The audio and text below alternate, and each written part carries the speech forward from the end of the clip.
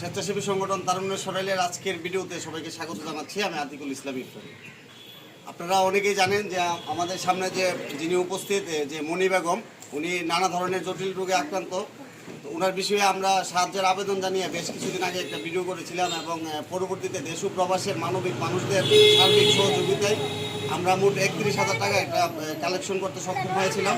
তো পরবর্তীতে 10,000 টাকা 2-3 দিন আগে আমরা ওনার হাতে তুলে দেই এবং পরবর্তীতে এই টাকার মাধ্যমে ওনাকে নিয়ে আমরা যে ব্রাহ্মণবাড়িয়া সদরে ডাক্তার সুলাইমান স্যারের কাছে নিয়ে গিয়েছিলাম ওনাকে। তো সুলাইমান স্যার আসলে বিনা ভিজিটে এবং দেখা গেছে একটা মানবিক দিক বিবেচনায় ওনাকে বেশ কিছু পরামর্শ দিয়েছে এবং ওষুধ লিখে দিয়েছিল। তবে এই মনি বেগমের আমরা এর আগে যেমন 10,000 টাকা দিয়েছি, ওনার বাকি 21,000 টাকা আমাদের কাছে ছিল। আমরা ওনাকে বলেছিলাম যেহেতু আপনার ভালো একজন গার্ডিয়ানের অভাব রয়েছে, তো পর্যায়ক্রমে আপনাকে দেওয়া হবে।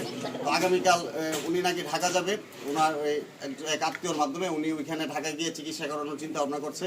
সেজন্য আজকে আমাদের তারুণ্যের সহায় সংগঠনের পক্ষ থেকে আমরা এখানে যে আমাদের সুজন ভাই এবং রায়হান ভাইয়ের নেতৃত্বে আমরা এসেছি এবং আজকে যে 21,000 টাকা আমাদের সুজন ভাই এই ওনার হাতে তুলে দেবে। তার আগে একটু রায়হান ভাইকে বলবো ছোট আকারে একটু কিছু বলার জন্য। আসসালামু আলাইকুম।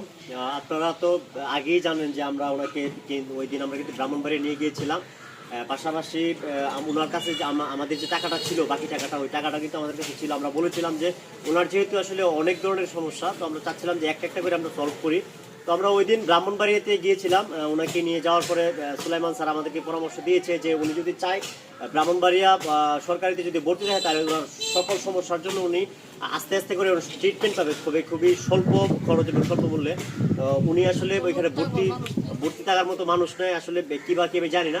তো আসলে সব কথা মিলিয়ে, মোট কথা মিলিয়ে আসলে উনি হয়তো বা এই জিনিসটা আসলে এভাবে নিচ্ছে না।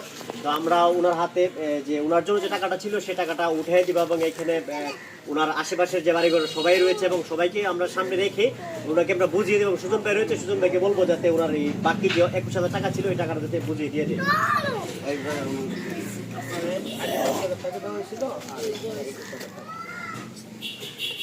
একটু গয়না ফেলেন। আচ্ছা, একটু